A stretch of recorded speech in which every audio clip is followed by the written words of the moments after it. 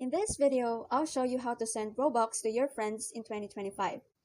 First, open your Roblox account on either the app or a web browser. Once you're in, go to the Create section.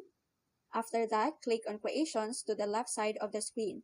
Here, you'll see any experiences or games you have made. If you haven't made one yet, just create a new experience. It doesn't need to be fancy.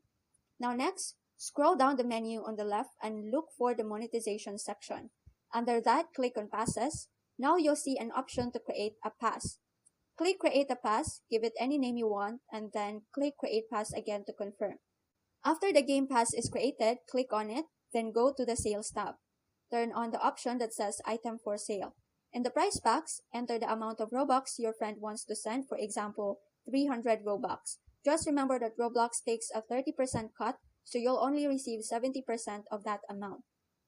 Once you've set the price, click Save Changes. Then go back to Associated Items, click the three dots next to your pass, and choose Copy URL.